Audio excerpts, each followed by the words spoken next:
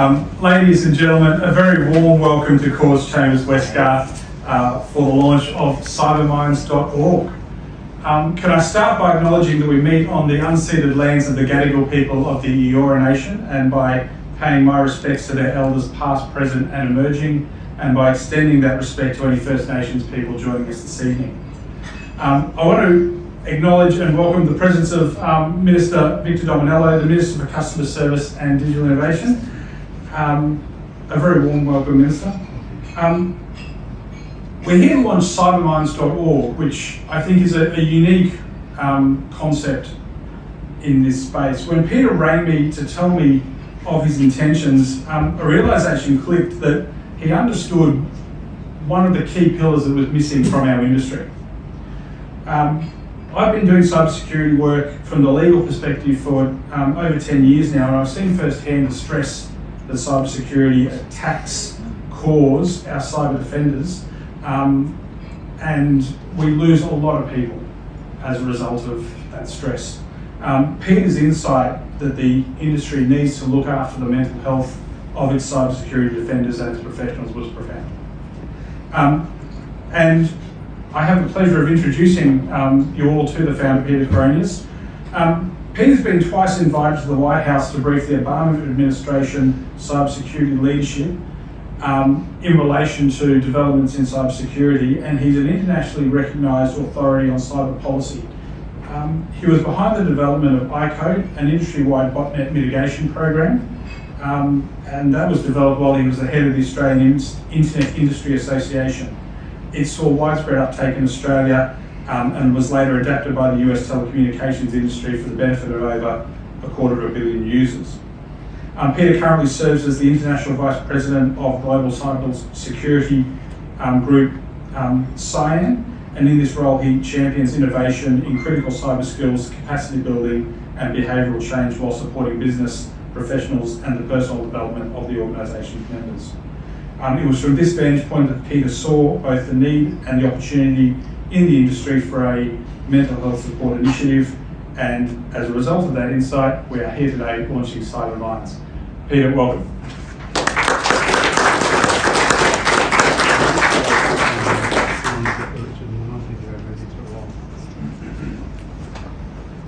Thank you, Michael. Thank you, everybody. It feels very strange to be standing in a physical location with real humans again. So forgive me if it took me 10 minutes to figure out how to tie a tie today. That's how bad things were. I have a long list of thank yous, so I remember to make at the end. But firstly, to thank Minister Victor Dominello for coming here tonight. Minister, your presence is hugely symbolic and of actual tangible importance to us. So we look forward to working with the New South Wales Government as we roll out this world first, actually, tonight. So thank you for being here, and to Cause for hosting the facility tonight, Michael and the partners of Cause for your generosity. I won't go through the thank yous now. I just want to start with a little bit of a background on why we're doing this. On the back of your name tags, there are 3 QR codes. In fact, the Minister for Digital Services if people didn't know how to use QR codes before, they know how to use them now. So I encourage you, the first one is actually the part of the speech that I would say tonight if I had more than 10 minutes to say it. So it gives you more of the background, more of filling in. I really encourage you to listen to it because it will really clue you into where we're coming from and why we think we're going to succeed. The second one is actually an example of the IRIS protocol itself, which is the protocol that we will deliver that makes the phenomenal change and starts to bring people back into a sense of control and at a neurological level. The third one is just a contact request if and when you feel that you're sufficiently moved by the first 2 QR codes, and the third one will be where you would go from there. Now, let me pause for a moment and roll back my neurons to when I was 10 years old. I grew up in Perth. And at the age of 10, I have the memory of being in a laboratory. In fact, it was the laboratory of my uncle, who had recently returned from Harvard University as a budding new neuroscientist. And he was there at the point of founding the Neuromuscular Research Institute, which went on to become one of the primary research institutes in the world for researching neurodegenerative conditions. And they've done some very pioneering work, including now with gene therapy and working towards an eventual cure. But back then he was a newly minted doctor, and I vividly recall being in the laboratory as he peered through a microscope, and while he wasn't watching, I was moving around looking at buckets containing human brains, and they were preserved in formalin, so they were very grey and very inert. And I remember prodding them with my finger and remarking to myself about how it was that this ugly, grey, inert, 1.5 kilogram mass of tissue could actually become or be the repository of our entire human experience. And I'm not sure to what extent I had traumatized those brains, because he was actually doing the analysis on why these people had died. So it could be that there were some skewed results as a result of my inquiry. But it really struck me, and I went on to actually study at university some neuroscience, and I taught some neuroscience as well. And I've always been really fascinated by the centrality of the human brain. And it's something that we take for granted, but it's something that is really the sole means by which we can know the world. And in fact, in a professional capacity, it's our greatest asset. And so as I've worked through my work in cybersecurity, I've always sort of looked at the human aspect and felt more and more concerned as I've seen the rise of stress and ultimately potentially burnout within our professional peers. So it's really this concept of what can we do to make a difference? How can we come in and help heal brains that are being effectively damaged by unrelenting stress, a 24/7 attack cycle from unseen attackers, roles where single failure can be catastrophic, not only for the organisation, certainly for the individual in a career way, but also downstream through society itself. And I think one thing that we learned as we drove the development of the internet in Australia was how much we've come to rely on. I mean, we urged everyone to get online, and they did. Suddenly we've exposed them to unmitigated risk at some level. And so many of your roles here in being the custodians of secure networks and secure experience is predicated on your ability to operate at peak performance. But it turns out that a stressed brain, particularly a highly stressed brain, is not operating at peak performance. There is a hormone known as cortisol that's released through the action of the limbic system, through the fight or flight response, that actually shuts down, inhibits the action of the prefrontal cortex, which is the bit we really need to be working. And so in a chronic stress environment, we get this idea of limbic system being always locked on, inability to de-escalate. So we enter a state of hypervigilance, and that manifests over time in mental health issues. So that essentially is me laying out the problem space there, what it is that we're trying to address, and I think you can see why that's important. If we can optimize and restore the neurology of our peers, then by extension we will help improve the resilience of the organisations that they're seeking to defend, and by extension further from that to society as a whole. So it's a very big calling, but fortunately we have a very big tool, a mechanism that we now know that will work. And on our panel discussion shortly, you'll hear from experts in the field of the particular protocol that we're using. From my own experience, I had done some pilot work doing stress management with cyber teams through the Cybersecurity Advisors Network prior to the pandemic and then during the pandemic. And I was really impressed by the ability for us to deliver an effective relief and a de-escalation, even in an online setting. So that was a very powerful wake-up call for me that we could actually deliver this at scale. But subsequently, I took the idea back into the IRIS Institute in California to the founder, Dr. Richard Miller, who I hope we will see on. We will see him. There's a bit of reconfiguration going on, so okay. I might have to move it down here. All right, so tonight you'll hear 3 minutes of Richard Miller, the founder of the IRIS protocol, which is effectively the methodology that we're using to deliver effective relief into cyber organisations. And as I say, an example of that is in the second QR code, so you'll have to see it for yourself. Richard was very, very excited when he learned of our vision, and upon sort of attaching the, I hope that's not a hack.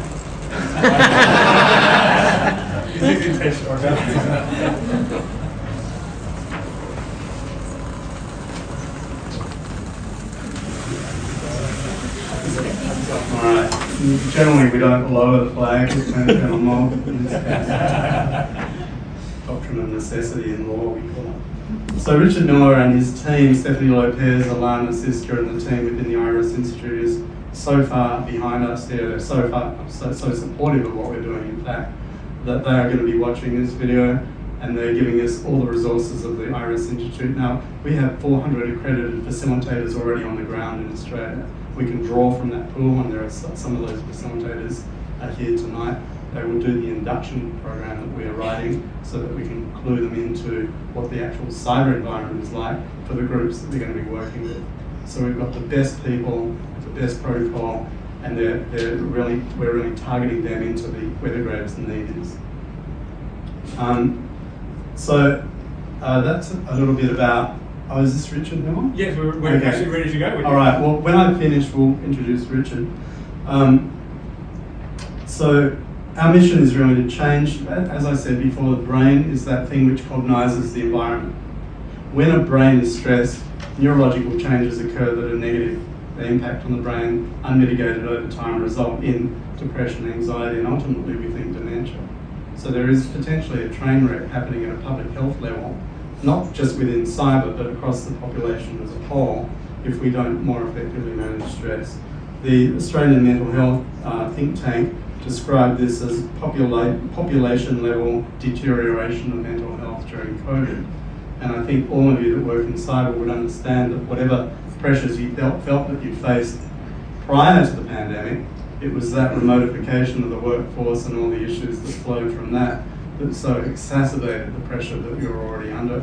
And of course, on the top of that, we've now got regional and geopolitical conflicts in the Ukraine situation. So there is actually, hand on heart, no end in sight to the kind of mission that we must continue to deliver on as cybersecurity professionals. And so the cause of Cybermindz is to be the support prior to the need to go and access your employee assistance program. This is a preventative thing that we can do to go in and build resilience, restore resilience in teams that are working at the pointy end of cybersecurity, and then beyond that into related professions that will be indirectly affected. I've talked about neurology, I've talked about the ultimate effects on society. I think now I will move to thank those people that have come in very quickly to support the mission, and then we'll hear from Richard Miller about how the IRIS Institute is going to support us. But firstly, to thank again the Minister and to Michael Kors for your support. Now to our board, Fioko Toyota, who will be on the panel with us tonight, Richard Mogg, Lieutenant Colonel Richard Mogg, about to end 30 stellar years within the Army of Australia. He himself has delivered the IRIS protocol into the military in Australia since 2016. The protocol itself was introduced into the US Army by Richard Miller and his facilitators in 2006. It is currently in operation in over 50 military facilities, dealing with things like trauma, stress, anxiety, burnout, PTSD, and so on. And there are about 25 scientific studies that validate its effectiveness in those groups, but also into other groups like homeless people and palliative care facilities, so it goes very wide. I'd also particularly like to thank Andrew Reeves, who is coming into our board. Andrew is a research psychologist from the University of Adelaide, one of the foremost researchers in cyber behavioural risk. And so Andrew is coming on as our Director of Organisational and Behavioural Research, so that we'll be able to measure the changes that we can bring about within the cyber community as we roll our programs out, and we'll be publishing that work. Richard, for his role, will be the Executive Director that will help me in the actual building out of this as national and ultimately an international offering. And Michael De Rosario is also assisting us as Special Advisor for governance, risk and compliance. So a very powerful and highly talented board. The founding partners of Cybermindz.org I want to mention right now. We've got Allianz, who participated in the first pilot program with me about 2 months ago. You may hear from Vicky Dracoussis, is the head of HR. She'll be on our panel tonight, and we've got the leads of their 2 cyber teams here that can share their experiences as we roll the protocol out. You can hear from them about what they found after, I think, just the short 4-week program. CyberCX, and thank you, Alistair, for being here, my long friend Alistair McGibbon, and for the team at CyberCX has come right in behind this, and we'll be talking to them about how we can assist their distributed workforce. Mimecast through Nick Lennon, founding supporter as well, very big advocate. Again, I did some pilot work with them last year and some of their CISO customers, so they're very excited to be part of this. The New South Wales government, obviously, through the Minister and Tony Chapman, who's here today, tonight as the CISO, and the Chief Cybersecurity Officer. That's a new acronym, so that's got to be CSSO. CCSO, right? Not enough beer for me. ASA, big thank you, shout out to Damien Manuel, as the chairman and directors that are here tonight. You've been so generous with us already to us. You've given us the run of your Canberra event that Richard and I attended a couple of weeks ago, ran our ads and let us put up our banners, and that was even before we launched. So we're very, very excited to be working with you and your 8,000 members in Australia, as well as other professional groups that will give us reach. And finally, last but not least, the Cybersecurity Advisors Network, and I represent with my other hat, and we've got members here tonight. Kim Chandler McDonald is a fellow board member with me and her husband Michael, and some of the other members who I won't name, but I know that you're here. Thank you for coming. Thank you to the board as well. The IRIS Institute, I mentioned Richard Miller and his team. ASA, the panel that Michael will introduce shortly.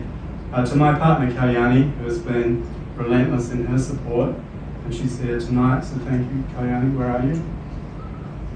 There she is. Alexander Zakharov-Roy, who is our master of digital ceremonies, capturing everything every moment, so he'll be happy to come and talk to you later on. Chris Poulos, my old friend, who's here taking photographs, and adding to the frivolity and the jollity of the evening, and to all of you for your physical presence here tonight, and those that are watching through our live stream.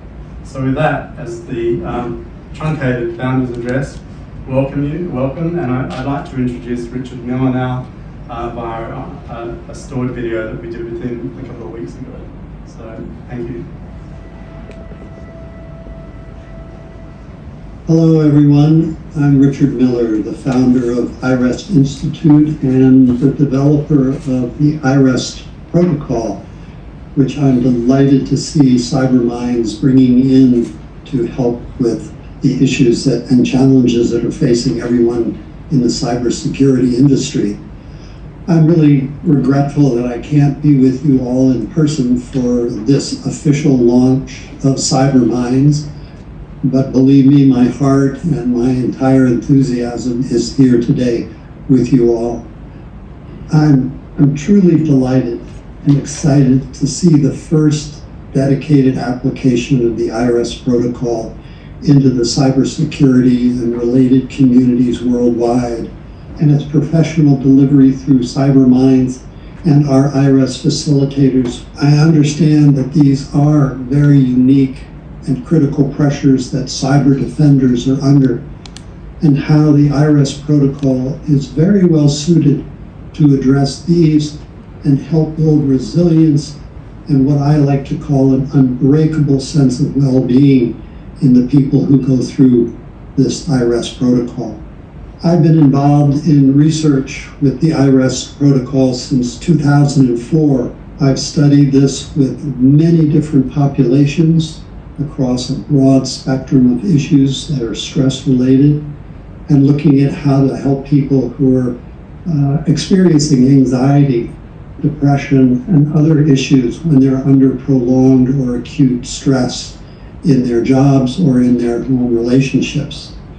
what we've seen as people go through the IREST program in our research is what they say is they get back their joy for working. They're able to sleep again through the night.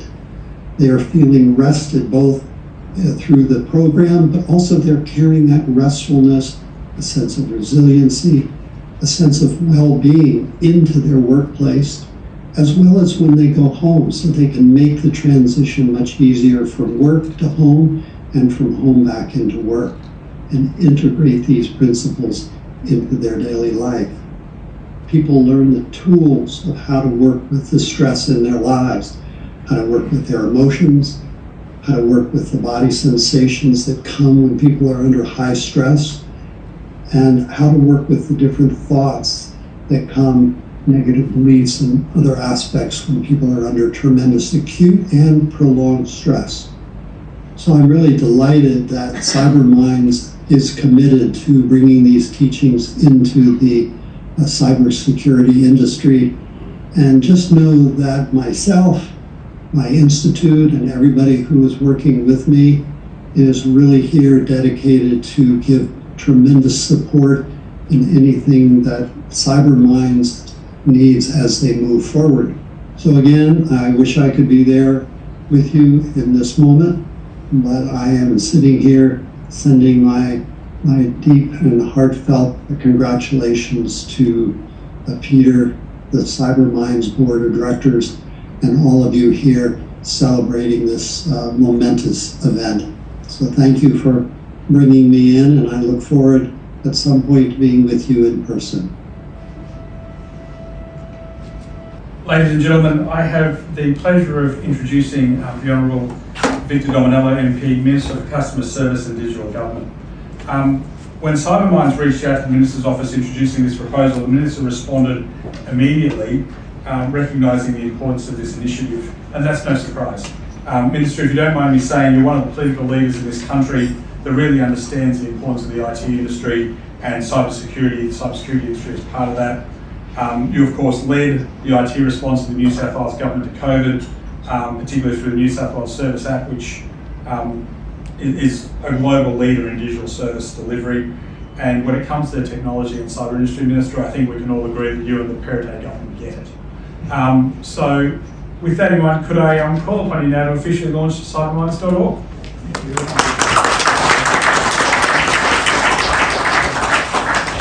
Thank you very much. Can I begin by acknowledging country, pay my respects to elders past and present and emerging. Can I also have a shout out to two people?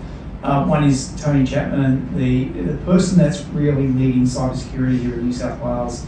You know, his vision, his leadership is just a bedrock for me and so many of my colleagues. So thank you, Tony.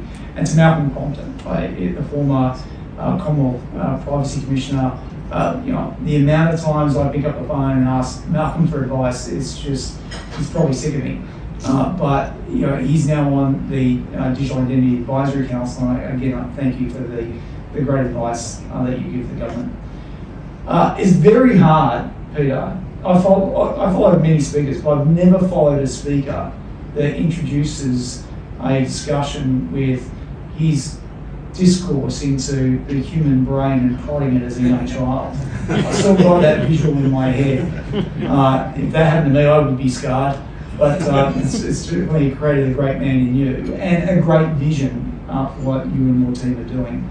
And I'm so grateful that you're doing it here in New South Wales, because we are putting our money where our mouth is here in New South Wales. A lot of governments talk about cybersecurity and the importance of it and how it's, so many jobs are going to be created out of it. But we've actually dedicated $315 million over 3 years for cyber, just for cyber, out of the Digital Restart Fund, which is a fair chunk of that Digital Restart Fund. And that alone is a massive headline figure, but it goes way beyond that. For example, this morning I was with Minister Henson's in my own backyard in Meadowbank TAFE, and right there we're putting over $300 million into essentially a digital TAFE. It's the first time ever that we've actually joined the dots in a concrete way between industry, university, technology, and schools. the school next door, all on the one campus. It's never been done before in the country. But right there is dedicated facilities for cybersecurity, for AI, for data, for cloud. It's really, really impressive. And that's over 300. We are seriously committed to the cyber industry because we've got so much digital channels that we're rolling out. And whether it's, sure, there's stuff in the Service Act, and we're going to be doing the digital birth certificate soon, and digital identity soon, and all the other credentials that are going to come through in the education world and the Patient Act. But then there's all the other stuff around the digital twin that we're building out, e-construction, e-planning, you name it. There's an a digital component to it. And that's why we absolutely must invest in cyber. And if we're investing in cyber, it is way more than the tech, it's the people. And that's why, as soon as we heard about this initiative, Tony gave me very clear advice. This is something we must partner up with. So on that note, I'm proud to launch Cybermindz, but also say that the New South Wales government will be a founding partner in this, because we know the importance of it, and we want you to grow and succeed and give us and our staff, our workforce, not just here in New South Wales government, but broadly, the tools to ensure they've got resilience. So congratulations, Peter, to your leadership, your vision. It is an absolute must-have. Thank you.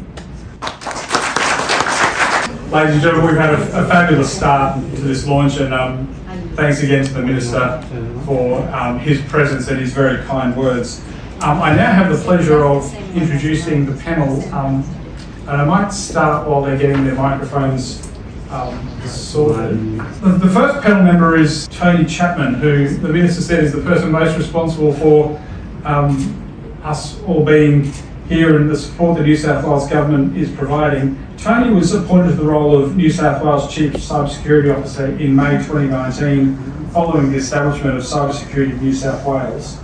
Under his leadership, Cybersecurity New South Wales focuses on enhancing whole-of-government cybersecurity capabilities and standards, boosting cyber incident response coordination, and overseeing the development of strategic cybersecurity policy positions. Tony is currently the co-chair of the National Cybersecurity Committee, together with the head of the Australian Cybersecurity Centre, enabling him to progress issues of strategic importance to the New South Wales Government. Welcome, Tony. Also thrilled to be joined by Vicky Trakoussis. Vicky is the Chief Human Resources Officer at Allianz, having previously held senior executive HR roles in CBA and at State Street. Under Vicky's leadership and vision, Allianz became the first corporate group to run the IRS protocol that Cybermindz will use in the cybersecurity space, and they took 15 of their cybersecurity professionals through the program with Peter. And we'll hear about the results of that from Vicky. I'm also pleased to introduce Fyoko Toyota.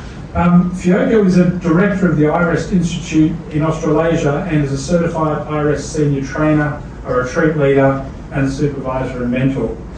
For over 25 years, Fyoko has offered individual, group classes, corporate yoga, restorative yoga, fundamental courses, workshops, meditation, and of course IREST for restoration and deep inner inquiry, and all of that sounds like exactly what we all need. And finally, can I introduce Lieutenant Colonel Richard Mogg. Richard is reaching the peak of his 30-year career in the Australian Army, currently as Chief of Staff. He's experienced in capability development, project management, stakeholder engagement, logistics, operations, systems, training, and design. His experience in stakeholder engagement as well in joint operations with Army, Navy, and Air Force and Special Forces. He's a graduate of the US Army Command General Staff College at Fort Leavenworth, a graduate of ADFA, and a graduate of the Royal Military College, Dumtreen.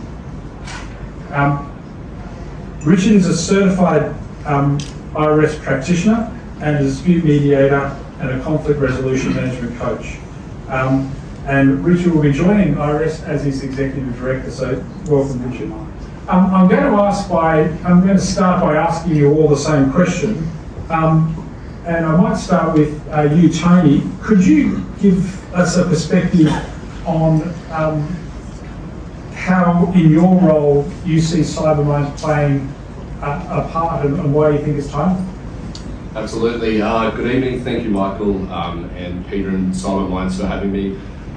When I was approached by Peter about a month ago, I was thinking a lot about mental health and wellbeing, like all of us coming out of COVID, trying to adopt to hybrid ways of working, and really sitting back and thinking, we're all dealing with the same issue here. How do we take things forward at a time when this is going to sound very governmenty, so apologies to those in government. When we would go to our people and culture team, they would say to us, but we already have employee assistance programs in place. And I think to Peter's comment at the start, he said this is about prevention. This is about getting out there and proactively doing something from our for our staff. So from a New South Wales government perspective, I know we talk a lot about our frontline staff and those frontline responders, but at the same time, we're all dealing with our governance, risk and compliance teams who are constantly getting pushed down or pushed away for the role that they play, or our awareness teams. We need more assistance. Our exercise as a service team, why aren't you being prompt enough to assist us? We're only one team. So I think if we can start from the centre within Cybersecurity New South Wales, certainly work with Cybermindz, and then all going well, roll it out more broadly across New South Wales government. Fantastic. Thank you, Tony.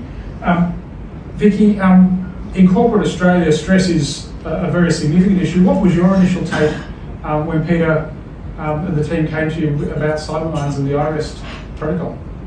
Look, it was an absolute no-brainer. I've been in HR for a few years now, and I will tell you that this issue of mental health is not just a societal issue. 1 in 5 people experience mental health in Australia.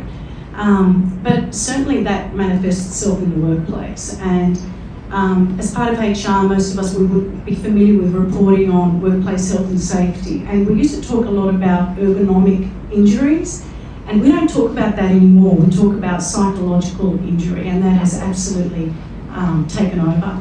So this is a very real issue. It's a societal issue, but also a commercial issue, because what mental health does is, as you all know, it creates burnout, it creates disengagement, and then that is a cost to any business. So it's a commercial issue along with anything else. So when Peter approached us, and we talked about the cyber community, but I do believe this is not a cybersecurity issue. Sadly, this is across all sectors.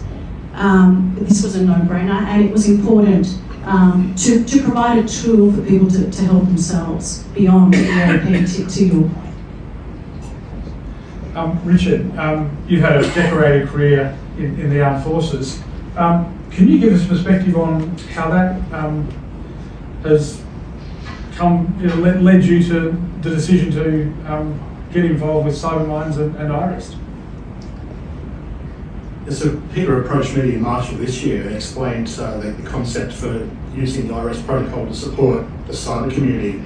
And very quickly I came to learn that our cyber professionals, we don't have enough of them, and those that we have are suffering extreme stress. The job they do creates that high stress threat environment.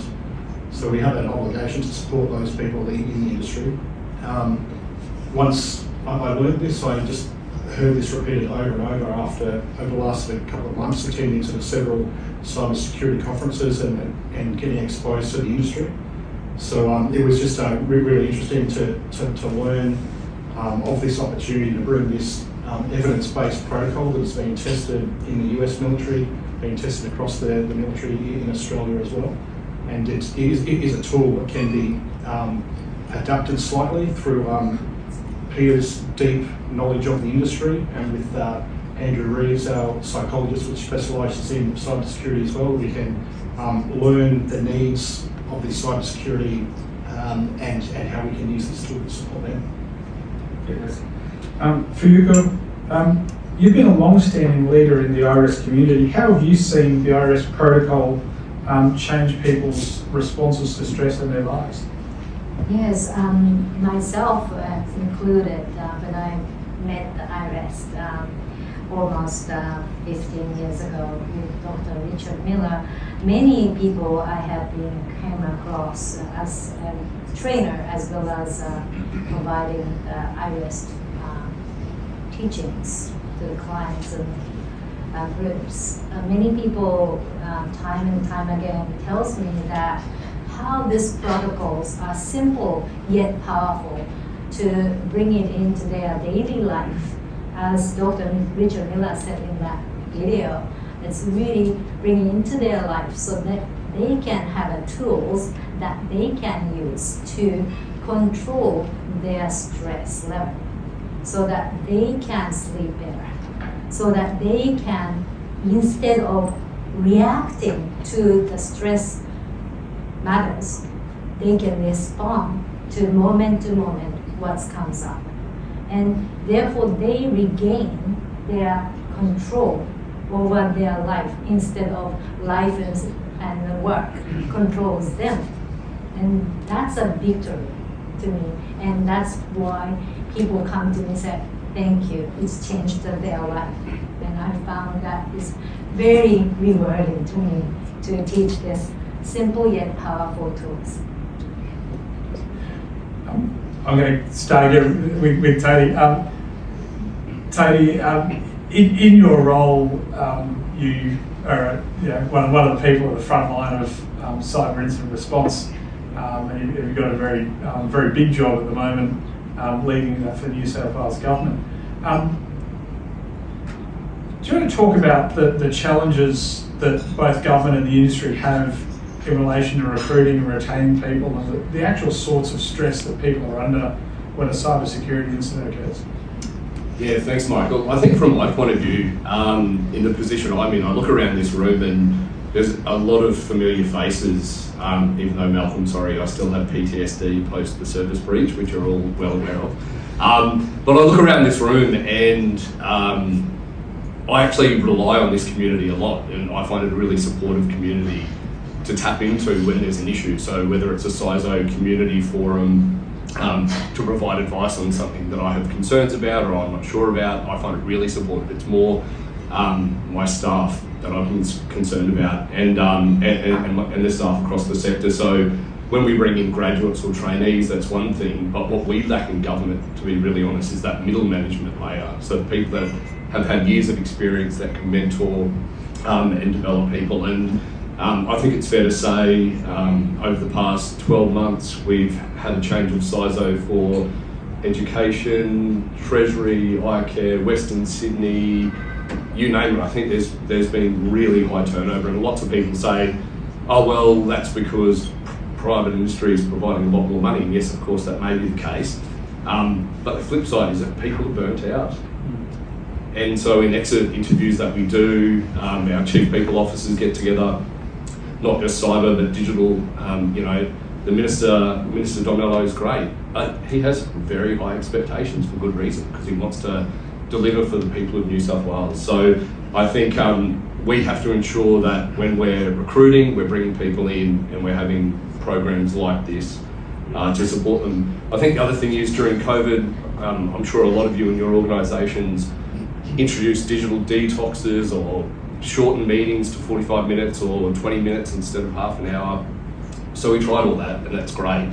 But when you're responding to an incident, when you're dealing with pressures from above, you just get on and do the job. So again, I think this protocol will really benefit us for those reasons as well. I mean, my observation is that we train people who are already highly qualified IT professionals in this specialty. And I'll steal the Defence Force sort of thing. It's like we're training to be fighter pilots, and we forget that they can earn and have a really good career flying jumbo jets.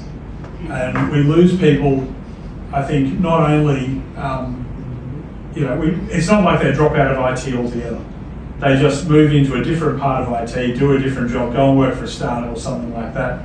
And I think it's in all our interests to try and keep those people in the cyber industry and keep them happy as cybersecurity professionals and not lose that talent. It goes to it. Vicky, you recently ran the first pilot program, I think. Do you want to talk to us about that experience and how your staff found it? So it always starts with leadership for me. So I was really fortunate that we had Mackenzie and Stephen, who are our cyber leaders at Allianz, and it didn't take much to convince them, and they participated in the program. And for me, that's really the tone from the top. That's really important, and really sets the scene for how serious we take not just tech resilience but emotional resilience. And I think more and more CEOs are talking about that. But we did part of the program. We started with our cyber teams, and now we're going to look about doing something beyond that. But we had 15 of our employees come in. We didn't tell them too much, to be honest. There was a little bit of a brief beforehand from Peter on the protocol, but we didn't tell them that they were going to walk into a room where there would be mats, blankets, and a little pillow, and they would be lying down and being spoken to or guided through a meditation, if I can use that word. We didn't use the word meditation. In fact, it was really cute, but I think she's here, so I'm not going to mention her name. But one of our cyber employees rocked up with her laptop thinking she was attending a traditional webinar training that Mackenzie had asked her to attend, and she's walked into this room thinking, okay, this is interesting. So that was sort of our context on how we set it up. And it's really important for people in this room to understand that there's a high percentage of employees across many sectors that feel that employers don't actually take their well-being seriously. So that was sort of the scene. And then Peter took us through the protocol. We had 2 sessions physically in the Allianz office, and 2 were done via webinar. I think it's suffice to say the physical sessions were received much better than the virtual, and I do believe that's because of the community feel that having 15 energies put together is much better than one. And also, once you get into WebEx, as people are in their own environments at home, you don't know what dogs are lying around, what kids are screaming, and it can become very hard to centre yourself. So we had 4 sessions. We did create a buddy system where people had a buddy that they could actually relate to. And I think it's pretty, we can ask some of the participants in a moment when we get to Q&A, but most people absolutely felt a very quick, calming, centred response as a result of the protocol. And of course, the magic happens when you keep it up and when you stretch that muscle. It's just like going to the gym. And that, I would probably say from a personal experience, because I also participated, that's probably one of the toughest. But that's the sort of how we set it up, through leadership, tone from the top, this notion of emotional resilience. And we didn't really tell people too much, and they came in and experienced it physically for the first time. Yeah, Vicky, I think it's really powerful. I think as junior and mid-level employees really do take their lead, and they need to not only be told to do it, but also be given permission to do it, and given permission to feel things at work that you're generally not supposed to talk about feeling at work. Yeah. And I think that's just an amazing initiative by Allianz. I would say you've nailed it. The fact that Allianz was caring for its staff and invested in them participating was probably the biggest one, to be honest. That's really great. Richard, can I ask you, what are your hopes for cybermindz.org? What would you like this newly launched organisation to achieve? The organisational purpose of Cybermindz is to assist in alleviating human suffering, and the population which seems to could benefit from that Cybermindz supports is the cyber community. So our organisational purpose is to first of all raise awareness of normalising the conversation about stress, mental fatigue and burnout. Not as something that we wait until we suffer those symptoms, but as that there are protocols and practices that can build a resilience so that we don't burn out. So the integrated restoration IRS protocol can be used for that. So our organisational mission is to teach that protocol as a sort of a normalised behaviour, first of all for that preventative, but certainly it's been tested quite widely, also in stress populations, military, hospices, chemical dependency, victims of trauma of various types across the globe. So our organisational purpose is to support people throughout that spectrum of hopefully preventative, but then the post-trauma recovery if required. Fantastic. And Richard and Fiuka, you might want to sort of tag team on this, but what can people expect, and Vicky, you've been through it as well, what can people expect in a Cybermindz iRest class? Well, iRest starts protocol 10 steps. The first 3 are we call sankalpa.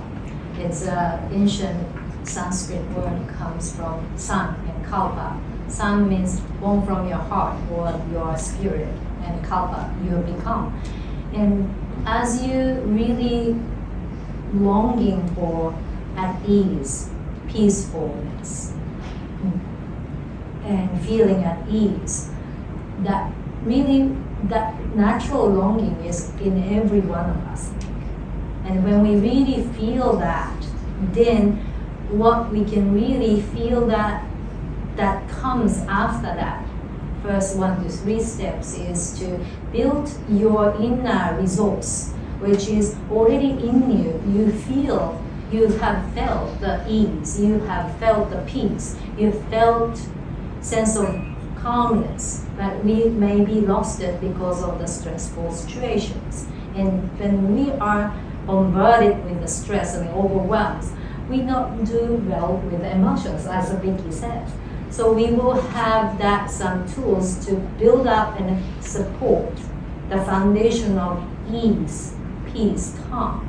Then we do inviting in different kind of emotions, thoughts that may be having a difficult time, challenging time, our thoughts, emotions. And then we just simply meeting them in this really well structured, comfortable meditation program. And then we begin to get to know ourselves. I think when we don't know ourselves what's going on, or we are ignoring, it doesn't really do good for us. It doesn't last long. So burnout is a result. But if we can meet what's here with that very safety net that is built, then we can meet them, and then we can really work with them. I think this program is building that foundation, which is to make yourself comfortable. Have you ever felt totally at ease and really relaxed, deeply relaxed? The iris provides that as you moving through from the different parts of the body feeling. So before even going into emotion or anything, first of all, let's relax your body and remember how it feels like. And so de-stressing our nervous system. And then we will work with what's really bothering us, stressing us. Otherwise, if we just work with the stress, the mind, emotions, thoughts, we quickly go into the head or stay in the head. And it's really at the end, don't feel deeply relaxed or don't feel anything that is resolved something. But at least if we can really feel that deep relaxation in our body, we can work way through from the body to the mind. And the result is that most of the people who tells me they go on to sleep during that practice. And why not? And we have deep sleep debt. So I often say, sleep okay, because in us, there's something is still listening, something is still working. And result is quite remarkable. People come back after 4 weeks programs, 8-week program. They said, I don't know what you're doing, because every time I fall asleep, I don't know what you're saying, but somehow something is changing. I'm feeling really relaxed, a little bit at ease. So that's what I can say. And Over to you, Richard. Richard, do you want to add to that? How have you seen this used in the military, perhaps? Sure. I first started running a drop-in session using sort of this technique when my boss at the time sort of announced one day that he was having to take some extended stress leave. And I thought, okay, that's interesting. I've know this technique. Maybe there's a lot of other people in the workplace who could benefit from this. So I started running a drop-in session on the barracks I was working in. I was quite amazed to sort of put myself out there, sort of put this technique out there. But I was amazed by the people that turned up, the conversation that it started, and the benefit that sort of cohort of people, that there was a very wide and variety of people that came along, got from the protocol, I would say, presented in a way that's very accessible, easy to practice. There's no technique you need to learn to do the protocol. Since it's a guided practice, the benefit is felt immediately. There are certain tools and techniques that can be learnt over time to do a self-practice, of course, and the whole depth of skills that can be learnt as tools for life. But I was quite amazed to I guess, first of all, experience myself the benefits of the technique, but then to hear the feedback from others has been extremely reassuring. So you don't necessarily think of the military as a place for meditation. That's absolutely fabulous. I'm going to throw it open to questions from the floor now. I don't think we have one now. I don't think we planned any, but I don't think we need to. Peter's going to do the thing, and Vicky and Tony, you might just share a mic if that's okay. Yeah. Hi, I'm Michelle Yeoh. I'm on the Cyan board with Peter. Congratulations, Peter. Really well done. I'm also the founder of I suppose the best way to describe it is a cyber resilient data governance and management platform. But I'm also on the board, the enterprise board of Griffith University, and because of my experience and passion for cyber data and whatnot, that is essentially my sweet spot. And I'm often asked, how can we better prepare our students? And it seems to me that it might make sense for us to be looking at building resilience into our students before they burn out, midway through their careers. I wonder if you could speak to how you think it might change the situation if your individuals were already prepared with this tool. If I could say something, resilience, yes. In IRES, I often teach that, interestingly, instead of avoiding stressful situation, because it's inevitable, as long as we live as a human being, stress comes. So instead of avoiding or trying to ignore it, let's say bring it into the meditation while we are safe. Where you are on the yoga mat, you have a cushion, blanket, the like-minded people here, the teacher is here, we are guiding you through. So bring it in, what is really having a difficult time, and then feel it simulation-like. Imagine it and feel it and invite it in, welcome it, and how that feels. So as I said before, we built the inner resource of okayness, that you begin to feel that okay no matter what. And then we grow that, while parallel to that, able to inviting what's stressful. And when you, I remember my teacher said, when you hear the fear, nobody wants to feel the fear. Nobody wants to feel the anger. Nobody wants to feel the sadness. No, of course not. But when you really literally feeling the anger could be a heat or tightness in the stomach or jaw. If you peel off the label, anger or sadness or stress or anything, the name, but really feeling it in the body system, energy system, you can simply meet that. And when that happens, emotion is energy in motion. So if it's let it move through you, it will move through. But I don't want to feel that. I don't like this. I want to ignore this by drinking, by doing something else. When we do that, whatever we resist passes happens. So when we do in a safe environment, such as IRES protocol, meditation, we in a little by little, to the degree that you can tolerate, we invite it in.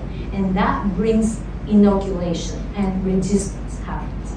Resilience happens. And I have seen it, and I have lots of people coming back to me and report that they have building amazing resilience, and therefore that's why they feel victorious.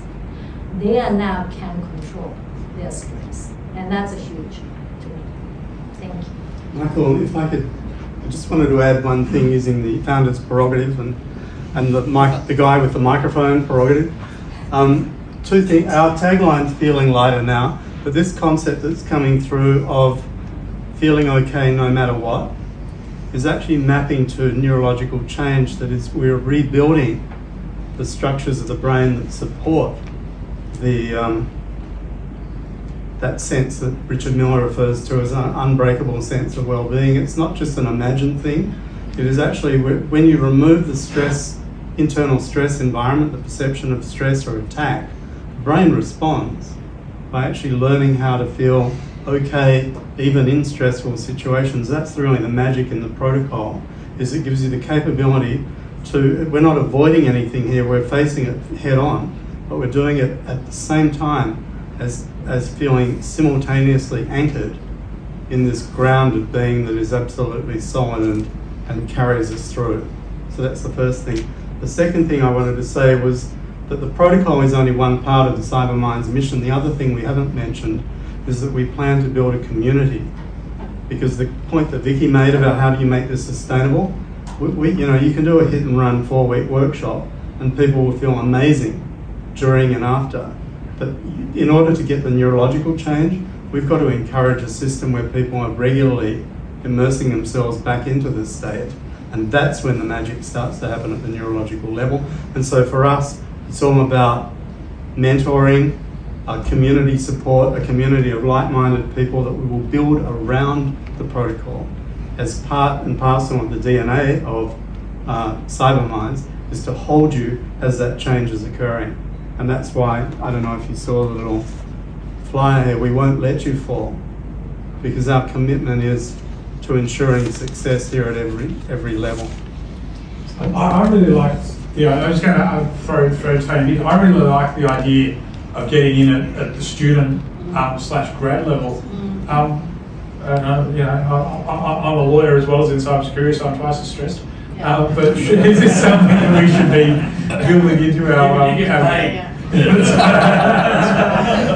Is this something we should be building into our grad program? I was just reflecting on your comment, because I think if we could use this program in a preventative way as opposed to remediation, a lot of organisations will tend to look at something like this after the fact when they've got turnover engagement issues. So you're right, and look, I think about our grad programs and we assess for learning agility and resilience. So it'd be good if we, and I'm thinking out aloud just for Allianz, but having this as a suite of our mandatory programs right at the outset, part of your induction to an organisation, as opposed to a reactive response to mental health. So yeah, great insight. I think just from a government perspective, really quickly, certainly agree, couldn't agree more. I think if we take an incident response example, if we know that something's going on and I have to, walk up to Minister Domello with my tail between my legs and say, Minister, there's something going on. In the background, my staff are on fire. They're excited. They're in the war room. It's all happening. But by day 4, the burnout, and then, as we go into post-incident review phase and people start pointing fingers, and I think couldn't agree more with Vicky, prevention, get in early, teach the skills, and really push this from a cultural change perspective.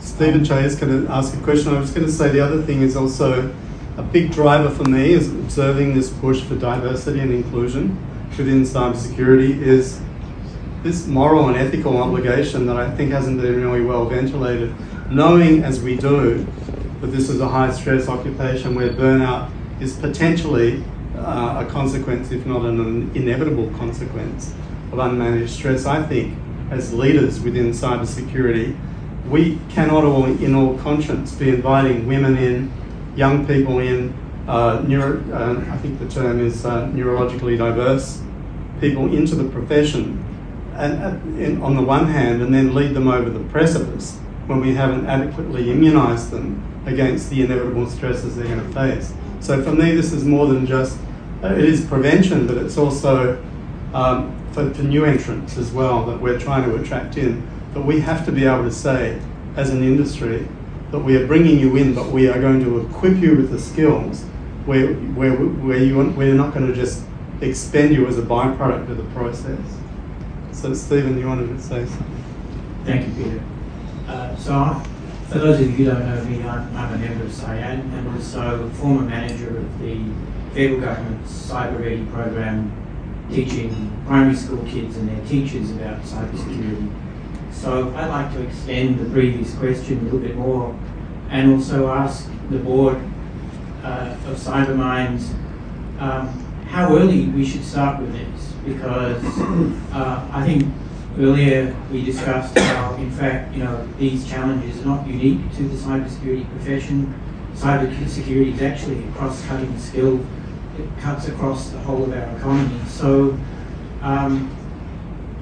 how early should we start teaching these skills? Yes, possible. I remember the word Richard Miller used to say, this is almost the manual for life that we wish we had when we were a kid.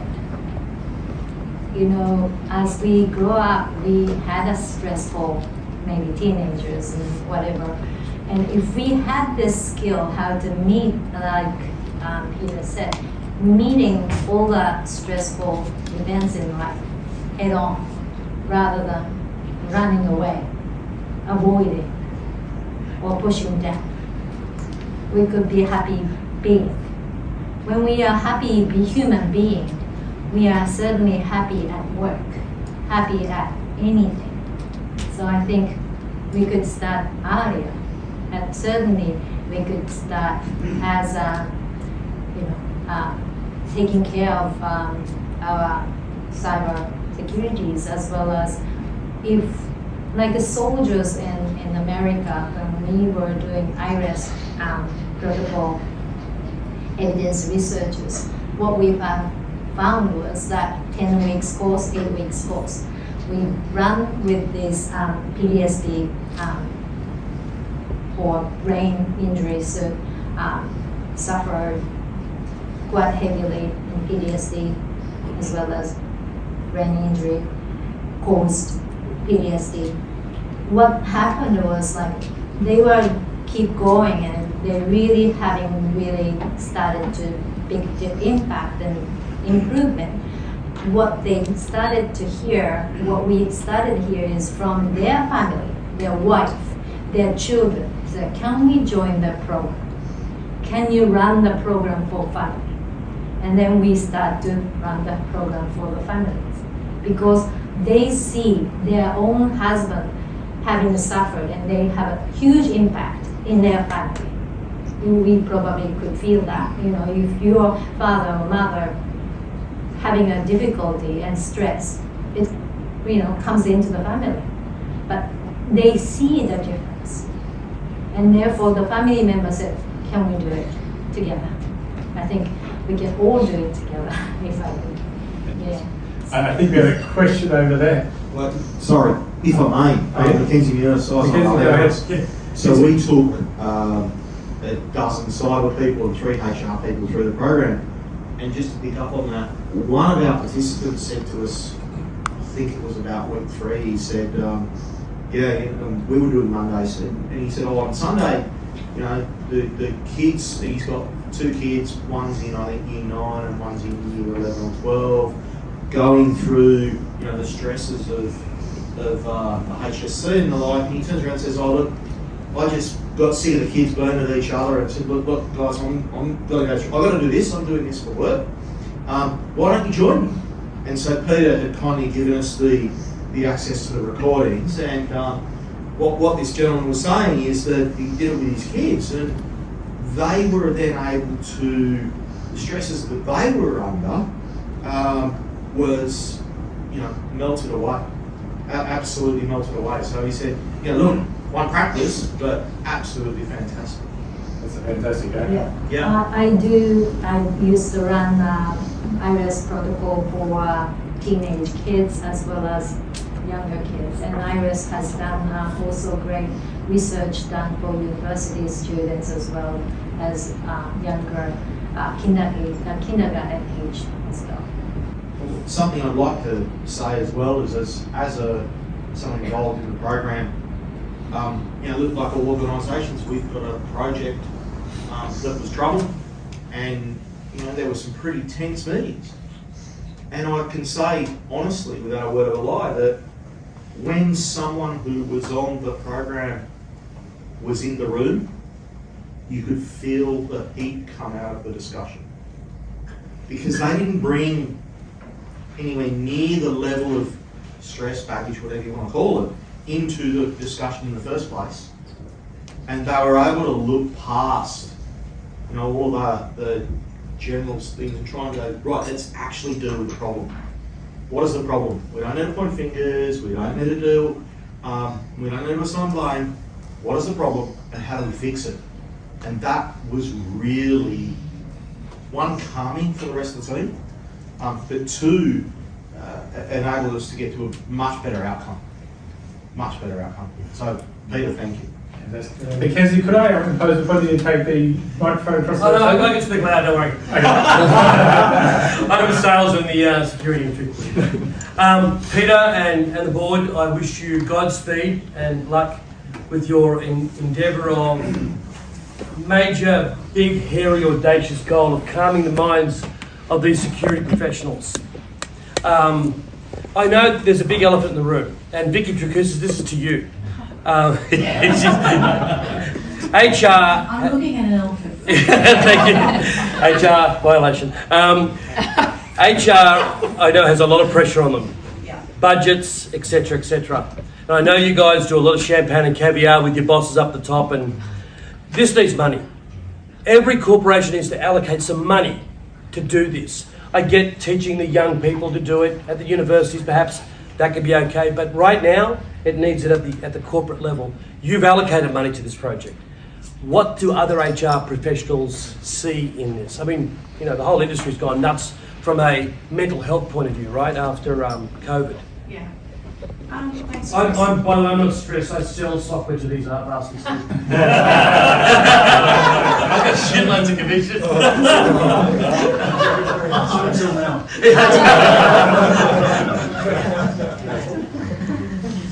Well, look, post and during COVID, most companies had to find funding to do all sorts of things, and we heard about, employee manager toolkits, etc. So the budget is there. It's called the Wellbeing Strategy, and any organisation that really cares about its employees has some money somewhere. Just like I used the word tech resilience, IT's got budget there. This is the emotional resilience funding. So I hear you. Some companies that don't do this I don't know that they're going to survive forever, to be honest, because this is such a big issue. Well, they'll lose their employees, won't they? They'll lose their employees, and the cost of doing business, as I said a little while ago, will just become too high. And actually, the employee branding and the value proposition in the market is what will kill these companies, because people won't want to go and work for them. It's very simple. And we're seeing that now. People are making decisions around flexibility. Which company is going to give me the flexibility and the care that I need to balance work and my personal life? So the issue's here, and a lot of companies do have the funding, Chris. Those that don't will quickly have to solve that problem, I think. And Peter, congratulations. I didn't think Mackenzie could make it, but he's done well. I come to see you in a sales call. I'd like to make a quick question. Resilience isn't really just about coping, it's about thriving, ultimately, I think. People who invariably were in technical jobs have different types of personality traits. So I'm interested how introvert people go with extroverts and how that will work with the system. I said I did point to you. What I'm an extrovert as well. What I'd like to know is what does the engagement look like?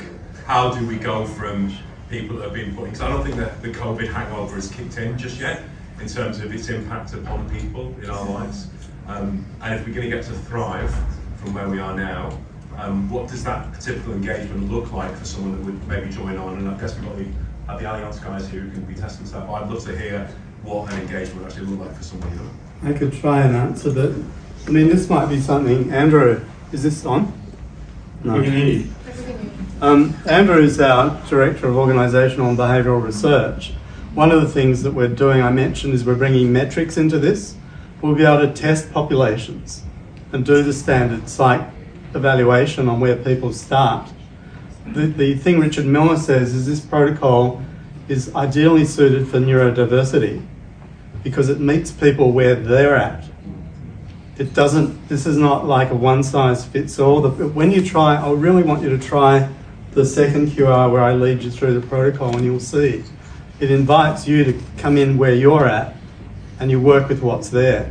So whether you're an introvert or an extrovert is not really the issue, it's where you are, what you're dealing with.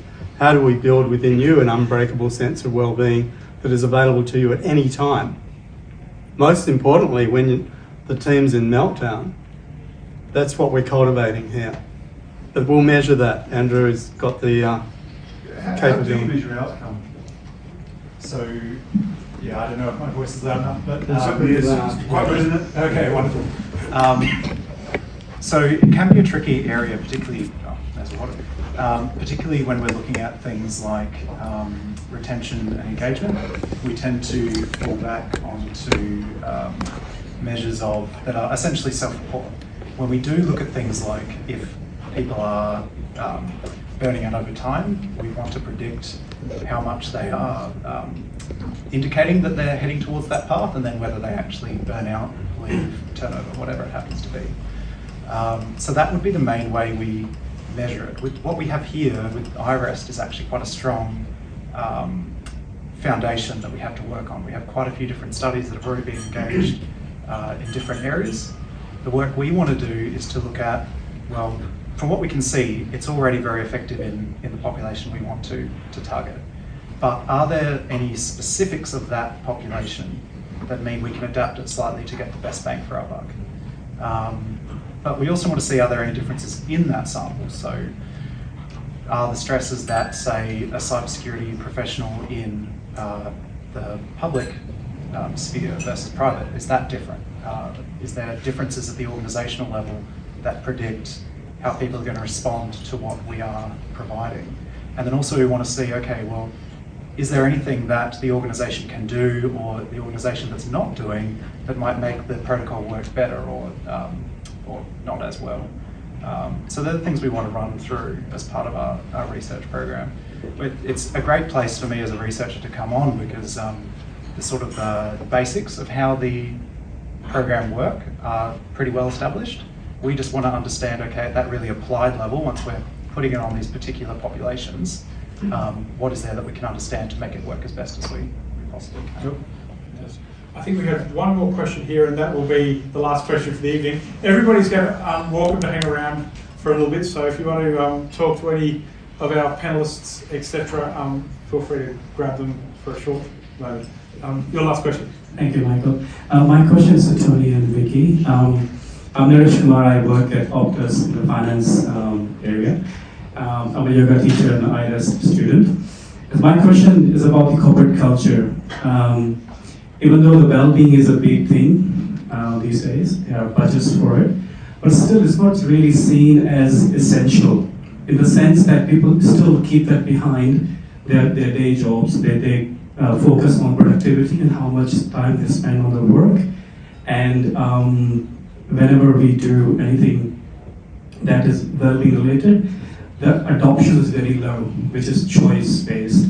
If you make it mandatory, it becomes compliance, and people again try to do it just for the tick box exercise. They don't really do it for their own sake. So how do we change the culture, the behavior of the organizations to accept this as part of the job that sharpens the pencil, rather than something that you do which is not work? Oh, I could talk about how we do it at Allianz, and I did allude to this earlier, but it's the tone from the top. Yeah. So it's when you hear the CEO, the managing director talking about engagement, well-being, storytelling, personal examples of what they've experienced, leaders who demonstrate vulnerability and are not shy to talk about, in some cases, their own mental health challenges. I find that changes the narrative and has a whole different tone to culture in an organisation when you see companies where leaders from the top are doing that. I just say before Tony please jump in after me, that I've been turning my mind to what an adequate allocation of time for this would be. I'm really pursuing neurological change as best that we can engender it and support it, because that's what's going to give you the ongoing sustainable resilience that we want. 1 hour a week in a notional 40-hour week, if my maths isn't too off this time of night, is about 2.5%. So if we could commit 2.5% of people's work week, and granted people are probably working longer than that, but if you could notionally allocate that sliver of time to an investment in an ongoing program that the leadership supports, that the organisation facilitates and funds, then I think we could create an amazing change just with that tiny fraction of their time. I think that's where we want to be thinking about this. This is not about, here's a program, try it, see you later. This is long term. We're going to enter probably tougher times when it comes to cybersecurity. Wouldn't be too wild a prediction. We need to be building the resilience now. Now is when we invest in the people, not, my teacher used to say, it's too late to dig the well when the village is on fire. So now is when we dig the well. Last word for Tony. Thank you. You look just very much the same from a government point of view, leadership, sponsorship, things like this. And notwithstanding your comments, Peter, from our point of view, trialling it at the centre, Cybersecurity New South Wales, getting people on board, and then getting out there. I know there's some colleagues of mine from New South Wales government here who, quite frankly, won't have the funding for this, so we'll have to go to government with Minister John Malloy's support and get behind it, and because he is already behind it once we've trialled it, then get people from our bigger departments in as well and go from there. That's fantastic. Ladies and gentlemen, could I ask you to put your hands together for Tony, Vicky, Richard and Peter? And let's keep it going.